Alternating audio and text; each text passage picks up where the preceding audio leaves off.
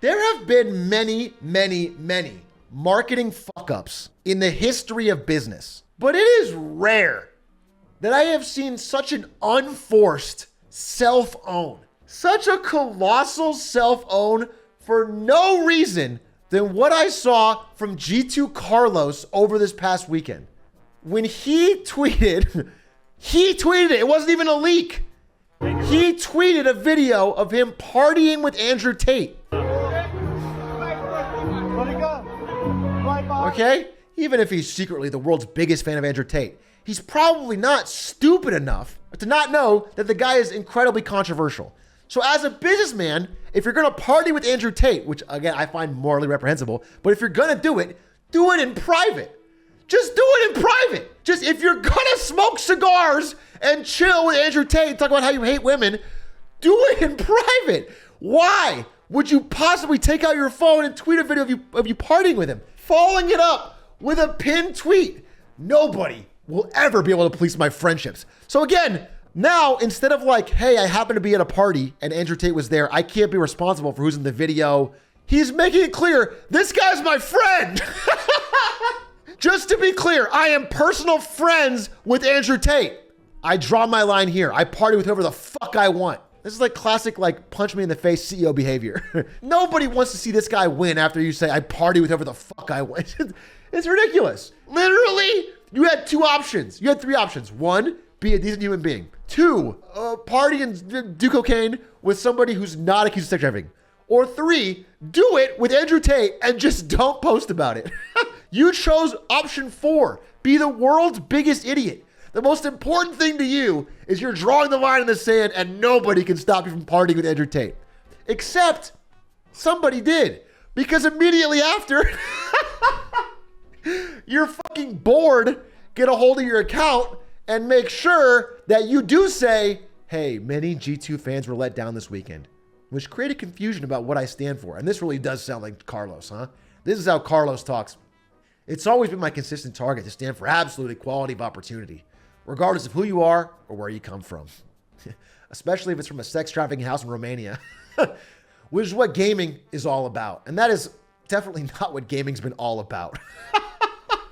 Who the fuck? In what world has gaming, especially esports, always been about equality of opportunity regardless of where you are? Is that what gaming, what gamer is looking around and seeing that? Make no mistakes.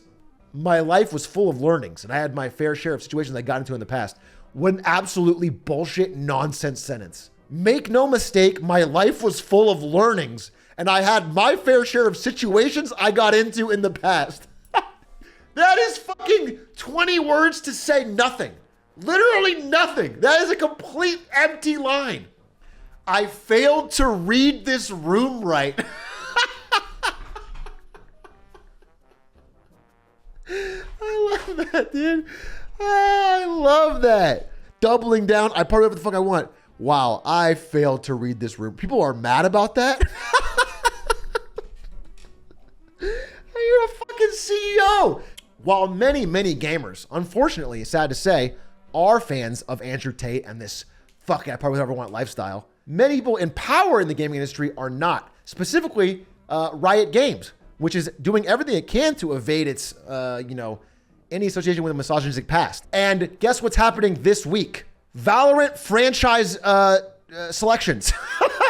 This week, he picked the week of franchise selections when his multi-million-dollar chance to be a G2 Valorant franchise league is in jeopardy. He picked this week to triple down on fucking I'll party with Andrew Tate whatever the fuck I want. What a fucking idiot! Listen, I disagree with it morally, of course, but I am blown away with it from an intelligence perspective. And there's a very real chance now that Riot denies their Valorant franchise slot they're applying for in NA. And again, this is like a big part of the future of the business. Valorant's one of the biggest esports in the world, one of the most global, one of the most tracking best with Gen Z. It's the future of esports. And by the way, while he is posting his completely fake PR apology not written by him, while this is going out, he is literally at the same time keeping this post pinned and liking tweets about how he's getting fucked by cancel culture. They put out a post from G2, said, G2 Army, last night we failed you. The actions of our CEO spoke a language in stark contrast with the values and the culture we live in. So G2 obviously doesn't want to be anywhere near this. And in fact, I know for a fact that G2 has hired new people who are extremely like pro-women, pro-equality in gaming. Like there are people that have joined the G2 senior staff who are absolutely appalled by this and may even want to quit and protest. Like they could lose talent. You out here saying what everyone else is afraid to say, the truth. Asmongold once said, you can build 20 bridges and suck one dick. People will call you a dick sucker and not a bridge builder.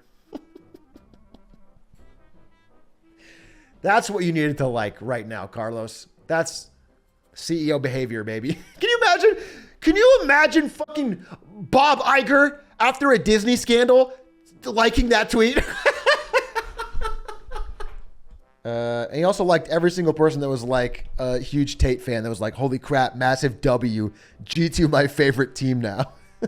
So he's clearly leaning into it in a major way. And I can't imagine having everything set up for you, having a great brand and fucking it up over this. Over the need to clarify that he is your friend, that I'm partying with him. And then I don't give a fuck what you say.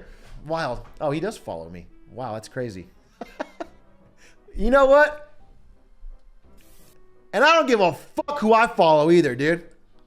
I'll follow whoever the fuck I want. Carlos, let's party, dude. Carlos, you, me, a cigar, Valencia.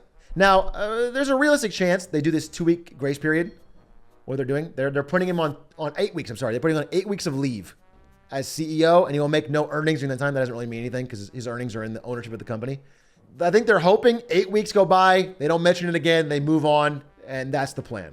But it's hard for people who had previously not thought of G2 in this way to unthink about it. You know what I'm saying? It's going to be a more difficult brand rebuilding exercise than I think people are expecting. And it's like a bell that can't be unrung. The average gamer will forget, they always do.